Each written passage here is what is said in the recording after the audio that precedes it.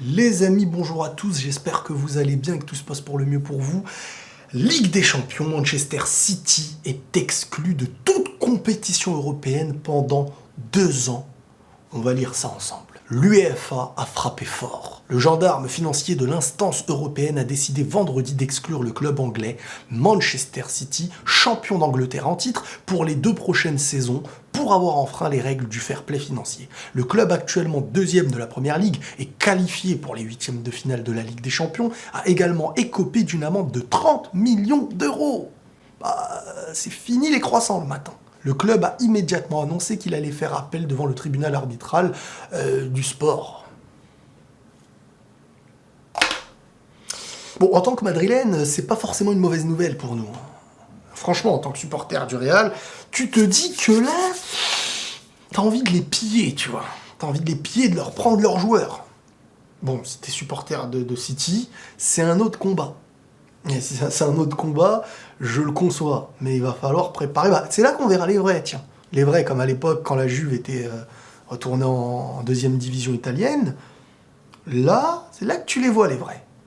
Parce que les vrais, beaucoup de vrais sont là quand les équipes sont fortes, riches et puissantes. Mais quand il y a des difficultés qui sont dans une phase où ils ne gagnent pas beaucoup de choses, nouvelle direction, on prend le bateau, l'avion, la voiture, le vélo, tout est à disponibilité pour mieux s'en aller même, je dirais.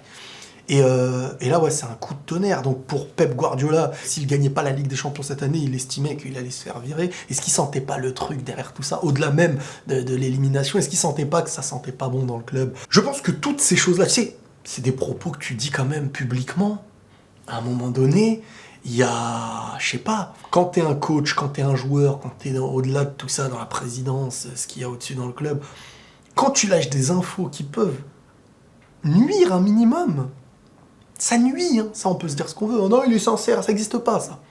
T'es dans un club, tu dois mentalement, dans ce club, apporter ce qui est positif, surtout quand actuellement tu joues en une compétition. C'est comme quand je vois Griezmann sur Foot Mercato, je sais pas quoi, et là par contre Foot Mercato, on n'était pas toujours en accord avec tout ce qui se disait depuis très longtemps, parce que moi à l'époque, j'en étais même jusqu'à ce que quand vous aviez fait l'article, Robert Pires signe à Galatasaray, alors que c'était pas du tout vrai, c'était pas quelque chose qui était constaté dans le monde de notre univers du moins. Non mais plus sérieusement, c'est comme je vous disais, ouais, Foot Mercato avec l'article sur Griezmann qui commence à limite dire ils sont jaloux de mes trophées dans le vestiaire, nanana, mais je vais me battre. Vous pensez vraiment qu'un mec qui est dans le club actuellement va commencer à lâcher des propos comme ça en retournant derrière dans le vestiaire « Salut les gars, ça va sinon ?» Ça n'existe pas. Pas à ce moment-là. Ces choses-là, ça existe quand, oui, après quelques années, quand t'es plus dans le club, tu commences à lâcher des vérités. Tu le vois au Real, quand des joueurs ont quitté le Real, ils se sont permis de dire des choses, et quand d'autres quittent des clubs aussi. C'est normal. Tu peux te permettre. Là maintenant, tu dois vanter là où tu es. L'objectif est d'avancer avec le lieu où tu es, donc Pep Guardiola qui commence à lâcher des choses en mode bon bah si je ne gagne pas la Ligue des Champions cette année, je risque d'être viré logiquement. C'est pas les meilleures choses à annoncer alors que tu vas jouer un huitième de finale. Et t'apprends juste derrière que boum, grosse sanction, 2 ans sans compétition européenne, donc sans Ligue des Champions. Toi, t'es un joueur de City, qu'est-ce qui se passe? Tu t'appelles De Bruyne. Tu sais que derrière, ça va venir.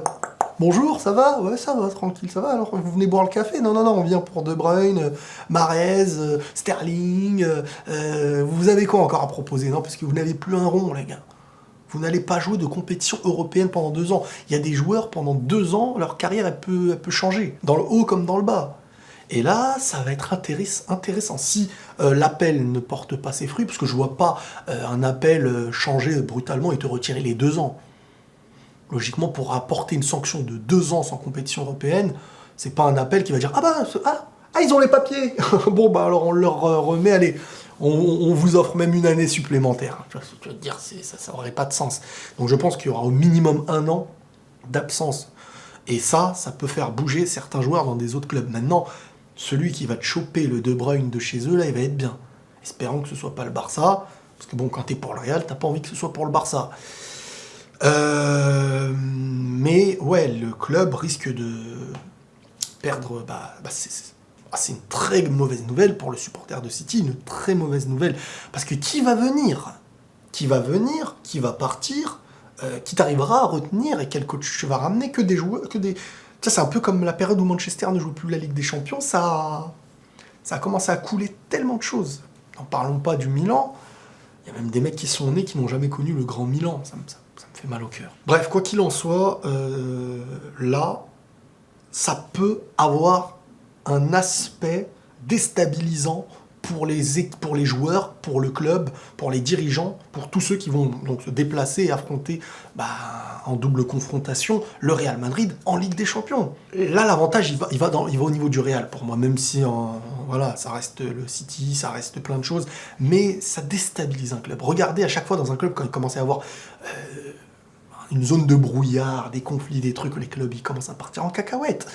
Et je pense que City peut partir en cacahuète, surtout s'ils se font éliminer de la Ligue des Champions. Alors là, imaginez, t'es annoncé les années d'après, 2 saisons d'après, sans Ligue des Champions, t'es éliminé en 8e, il te reste le championnat, c'est mort face à Liverpool, là, cette année. Les joueurs, ils vont commencer à ouvrir une boîte mail pour se faire contacter, du moins. Voilà, c'est comme ça que je le vois. En tout cas, c'était pour annoncer la nouvelle, vu que beaucoup m'ont demandé d'en parler avec vous.